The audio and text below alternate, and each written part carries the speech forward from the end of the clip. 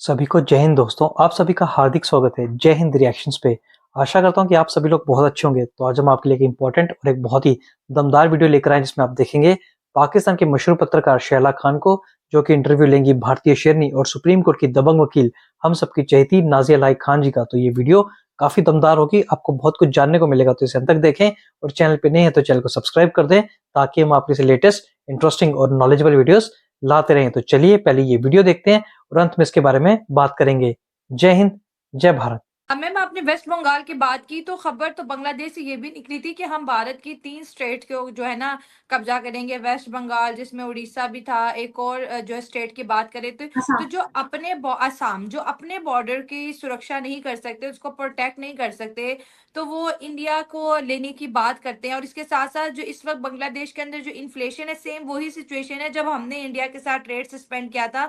तो हमारे यहाँ जो टमाटर थे वो 700 800 और प्याज के भी रेट इतने ज्यादा बढ़ गए थे।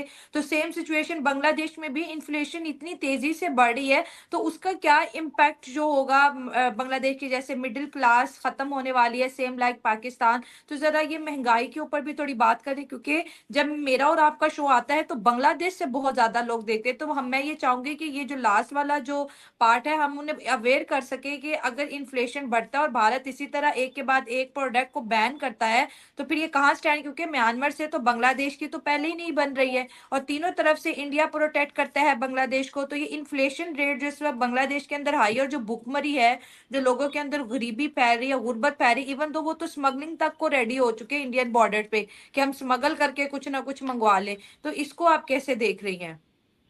सबसे पहले तो मैं आपको ये बता दूं कि आप जब रोड पर जाती हैं रिएक्शंस लेने के लिए तो बहुत पतला दुबला सा कोई आदमी आता है मुसलमान और कहता है कि अगर भारत हमारे ऊपर वॉर करेगा तो हम ला इलाहा इल्लल्लाह मुहम्मद रसूलुल्लाह पढ़ करके सारे आर्मी को खत्म कर देंगे। तो ये जो एक इल्यूजन है ना मुसलमानों के दिमाग में, ये जो एक फैब्रिकेट स्टोरी है कि हम ला इलाहा पढ़ेंगे और हम सारे हिंदुओं को मार डालेंगे, ये स्टोरी से पहले बाहर निकलना पड़ेगा मुसलमानों को। सबसे पहले की वॉर है, यस एग्री, हाँ, यस। देखो दुनिया टेक्निकल हो चुकी है, हमारा हम टेक्नोलॉजी पे काम करते हैं। आज मैं पाकिस्तान से बैठ करके अगर कन्फ्रंटेशन कर रही हूँ, इंटरव्यू कर रही हूँ, ला इलाहा पढ़ने से हम नहीं कर पा रहे, नहीं कर पा रहे। अभी मैंने फोन उठाया, ला इलाहा ला इलाहा ला इलाहा, कुछ नहीं हो रहा, कुछ नहीं हो रहा। हम इसको ऑन करेंगे तो काम होगा। जी जी बिल्कुल। बात के बहुत सारी कहावत है कि मतलब खाने को है नहीं और सराय में डेरा, बहुत सारी कहावत है। आगे उसका थोड़ा गंदा है इसलिए मैं नहीं बोल रही हूँ। तो एक्चुअली बांग्लादेश आगे उसकी बहुत बहुत गंदी सी गाली है, इसलिए मैं वो कह नहीं रही हूँ। और जिनको ये कहावत पता है वो नीचे पूरी कर देंगे, मैं इसलिए हंस रही हूँ। कहावत एक्चुअली अप्रोप्रिएट ये है, झोले में डैश नहीं सराय में डेरा। तो बांग्लादेश का हाल बिल्कुल पाकिस्तान के जैसा हो चुका है। वो आसाम ले लेगा, वो पश्चिम बंगाल ले लेगा, वो उड़ीसा ले लेगा। लेकिन मुझे ज्यादा खतरा, तो ऑन अ सीरियस नोट मैं शैला कह रही हूँ कि देखो ले तो नहीं लेगा, लेकिन कहीं ना कहीं हमारा पश्चिम बंगाल जमाते इस्लामी, हिजबुत तहरीक, हिफाजतुल इस्लाम, हरकतुल इस्लाम से पश्चिम बंगाल के मुसलमान नेता जो यहाँ पर अभी मौजूदा सरकार है वो कन्विंस्ड अच्छा ले लेगा, ये नहीं हो सकता है। लेकिन वहां की स्ट्रैटेजी पर पश्चिम बंगाल को बर्बाद कर देगा, ये हो सकता है। ये पॉसिबिलिटीज बहुत ज्यादा पश्चिम बंगाल में नजर आ रही है, क्योंकि जिस हिसाब से यहाँ के मुसलमान नेता मंत्री अपनी बातों को रख रहे हैं, बिल्कुल इस्लामिक एक्सट्रीमिस्ट की तरह रख रहे हैं, बिल्कुल कट्टरवादी मजहबी कट्टरपंथियों की तरह रख रहे हैं। तो उससे एक अंदेशा, एक डर जरूर लग रहा है कि कहीं ऐसा ना हो कि वो मिल करके पश्चिम बंगाल को बर्बाद कर दे। ठीक है, अब इन्फ्लेशन पर आते हैं शैला। इन्फ्लेशन ने पाकिस्तान को कब्रिस्तान बना दिया। इन्फ्लेशन ने, महंगाई ने पाकिस्तान के युवाओं को अफगानिस्तान और दूसरे देशों में जाकर के बसने पर मजबूर कर दिया। इन्फ्लेशन ने पाकिस्तान का ये हाल कर दिया कि अगर किसी के पास रोटी है तो सब्जी नहीं है, और सब्जी है तो पीने का पानी नहीं है, और पानी है तो बिजली नहीं है, बिजली है तो नौकरी नहीं है, नौकरी है तो दवा के लिए पैसा नहीं है। ये हालात पाकिस्तान के हो चुके हैं। और ये सब कुछ देखने के बावजूद भी अगर बांग्लादेश पाकिस्तान 2.0 जिहादिस्तान बनने की कोशिश कर रहा है, तो हमारी जिम्मेदारी सिर्फ इतनी है कि 7.3% हिंदुओं को हमको सेव करना है। बाकी ये जितने भी उम्मा वाले हैं और ये जितने भी जज्बे की कौम है, ये भूख मरे, ये कोठे पे अपनी बेटियों को बैठा दे, ये बेच दे शेखों को अपनी बेटियां, वी डोंट केयर। हो गया पड़ोसी मुल्क उसको आटा भेजना है, उसको चावल भेजना है, उसको तात की साड़ी भेजनी है, उसको पैसे से मदद करना है, उसको आलू भेजना है, उसको बिजली भेजना है। No, stop it. अब बंद हो जाना चाहिए।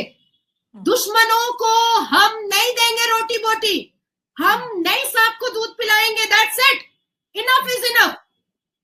दुश्मन को दुश्मन की तरीके से देखना पड़ेगा। एक मजहब वाले ला इलाहा पढ़ करके हिंदू पुरुषों को जिंदा जला रहे हैं, एक मजहब वाले ला इलाहा पढ़ करके हिंदुओं की भगवान की प्रतिमा को तोड़ रहे हैं, एक तरफ मजहब वाले ला इलाहा पढ़ करके मंदिरों को तोड़ रहे हैं, संतों और महंतों को मार रहे हैं, बेटियों को बेआबरू बेइज्जत कर रहे हैं। किसको खुश करने के लिए? नो वे। तो ऐसे अपंग लोग, ऐसे ज़ॉम्बीज, ऐसे अश्लील, ऐसे बेहुदा लोगों का को अब सांस तक ना दिया जाए। हमें कोई लेना देना नहीं है कि इन्फ्लेशन से वहां के बांग्लादेश के मुसलमानों का क्या हाल होने वाला है।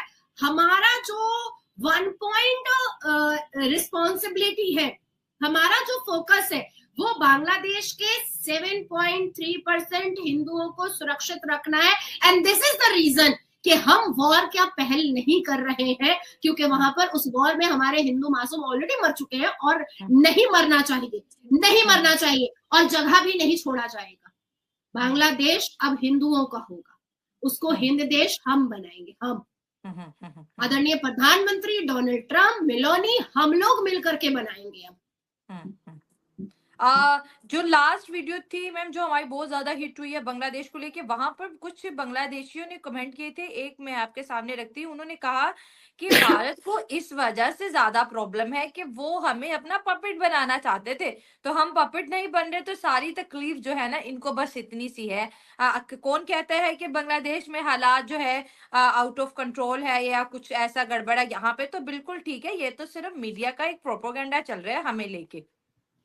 इसका मतलब एक तो सबसे पहले कि भारत ने कभी भी, आदरणीय प्रधानमंत्री मोदी जी ने कभी भी भारत के मुसलमानों को जब पपेट नहीं बनाया, तो फिर बांग्लादेश में जाकर के मुसलमानों को पपेट बनाने की जरूरत क्यों आन पड़ेगी? और अगर बनाने की हिम्मत आदरणीय प्रधानमंत्री रखते हैं, तो इसका मतलब है कि तुम्हारे जो ये जज्बे वाली कौम है वो फेक और फैब्रिकेट है।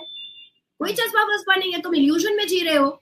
जैसे तुम 72 वर्जिन हूरों के इल्यूजन में जी रहे हो, उसी तरीके से तुम जज्बे वाली कौम के इल्यूजन में जी रहे हो। बुलाओ अपने आका को और बचा लो अपने आप को। That's it. हमास और फलस्तीन ने बुलाया होगा ना, मुसल्ला बिछाया होगा ना, जानमाज तो बिछाया होगा, अल्लाह को पुकारा होगा ना, फिर भी बम गोली बारूद से कैसे मर गए हमास और फलस्तीनी? तो देखिए शैला, अब एक कंसेप्ट हम लोगों को भी रट लेना पड़ेगा। जैसे पहाड़ा रटा जाता है, जैसे गिनती रटी जाती है। मैं तो पर्शियन में भी गिनती जानती हूँ, 1 2 3 4 5 हर्ष हफ्त नहदय। तो उसी तरीके से अब रटना पड़ेगा कि छेड़ोगे तो छोड़ेंगे। अब आती है बात कि जिसने कमेंट किया था कि पपेट बनाना चाहते हैं, उसका मैंने जवाब दे दिया है।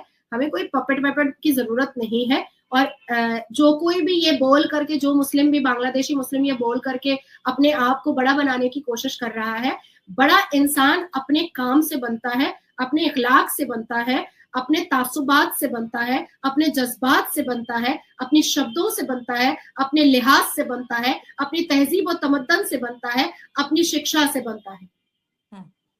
तलवार दिखा करके सलवार पहनाने से और तलवार दिखा करके सलवार उतारने से कोई बड़ा नहीं बनता है। जबरदस्त मैम, बहुत अच्छा लगा आपसे बात करके, और बहुत आपकी जो राय है पसंद आती है, और आपके कीमती वक्त का बहुत बहुत शुक्रिया। दोस्तों, ये थी आज की हमारी वीडियो, और उम्मीद करते हैं कि आपको नाज़िया इलाही खान की आज की राय जबरदस्त और पसंद आई होगी। आप भी अपनी राय का इजहार नीचे दिए कमेंट्स बॉक्स में कर सकते हैं। मिलते हैं अगले प्रोग्राम में। मुझे नाज़िया खान को दे इजाजत। God bless you all. Thank you so much ma'am once again. वंदे मातरम। भारत माता की जय। जय जगन्नाथ। हर हर महादेव। जय जय श्री राम।